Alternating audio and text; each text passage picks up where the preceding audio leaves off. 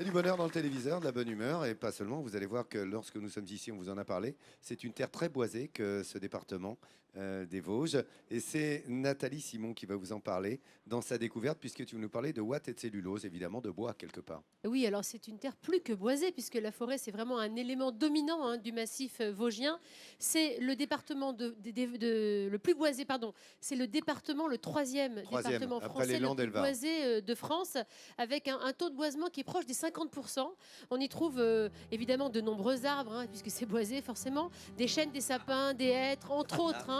Non, mais une foultitude d'espèces La d'arbres. moitié de résineux et la moitié de hêtres et de feuillus. En fait. Et les Vosges fournissent un tiers de la production française de bois.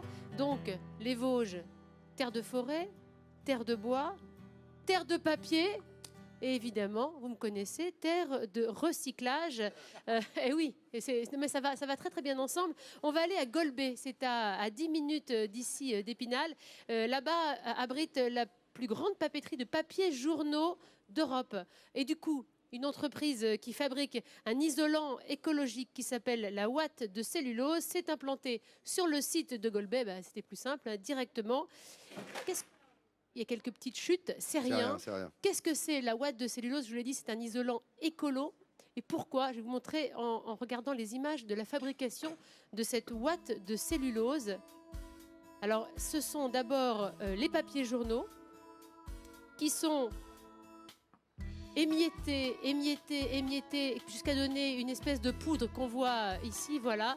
Cette poudre, ensuite, elle va être compactée dans des blocs un petit peu style parpaing, pas parpaing de scipan, mais de ouate de cellulose. Et on voit les architectes qui réfléchissent à comment isoler les combles des maisons avec cette ouate de cellulose qu'on a sur le plateau. Regardez, voilà, ça se présente comme ça. Pourquoi est-ce que c'est écolo? Parce que pour transformer cette ouate de cellulose, on n'a besoin ni d'eau, ni de chaleur. Du coup, c'est complètement écolo. Et c'est vraiment un excellent isolant thermique et phonique. C'est très léger, parce que cette brique-là, c'est rien du tout. Ça vole partout quand même. Ouais. Ça vole partout d'ailleurs, ça va en mettre partout.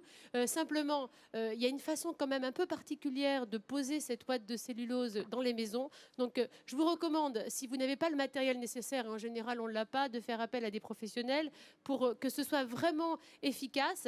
J'ai oublié de vous dire qu'on ajoutait normalement un additif dans cette ouate de cellulose pour justement qu'elle soit le plus efficace possible. Il y a un truc quand même important, ne mettez pas de ouate de cellulose si vous le faites vous-même trop près des sources de chaleur, c'est-à-dire tout ce qui est luminaire, etc., parce que ça pourrait être dangereux.